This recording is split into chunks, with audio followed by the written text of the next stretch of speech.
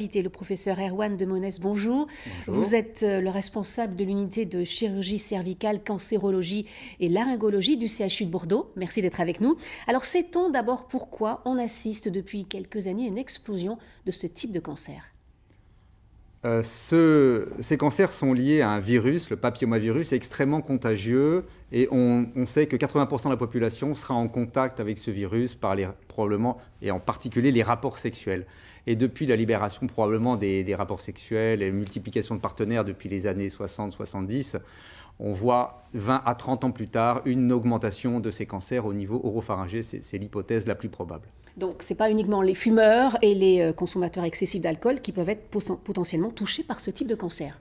Voilà, alors depuis des décennies, les cancers ORL de la gorge étaient associés à une consommation d'alcool et de tabac, mais aujourd'hui on voit de plus en plus de patients venir à nos consultations sans avoir jamais fumé ni bu, et en cherchant bien, on trouve la cause de ces cancers, c'était le papillomavirus. Alors les symptômes, il y en a très peu, c'est un peu ça le problème. Ça peut être un symptôme, comme l'a dit la patiente très bien dans le reportage, un symptôme assez modéré, une gêne dans la gorge pendant quelques mois qui traîne, ou l'apparition d'un ganglion dans le cou, mais ce n'est pas forcément très violent.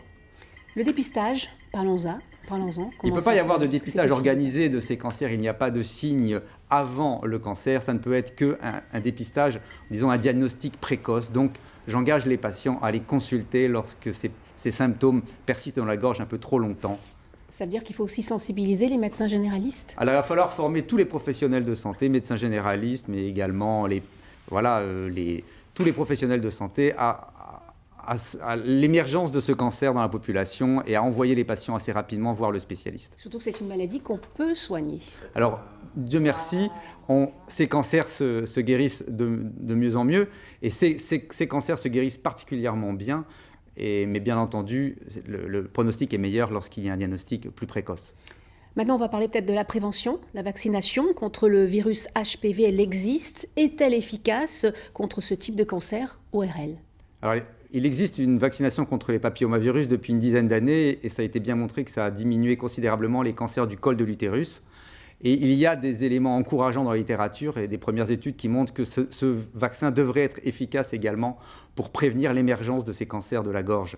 Et donc nous espérons qu'avec la vaccination, ces cancers pourraient diminuer dans les décennies à venir. Donc vous recommandez cette vaccination pour les garçons et les filles? Je recommande très fortement la vaccination des garçons et des filles. Sachez qu'à partir du 1er janvier, ce vaccin sera remboursé également pour les garçons, alors qu'il n'était pris en charge que jusqu'à présent pour les jeunes filles. Merci beaucoup, professeur Erwan de Monès, d'être venu sur ce plateau pour cet éclairage.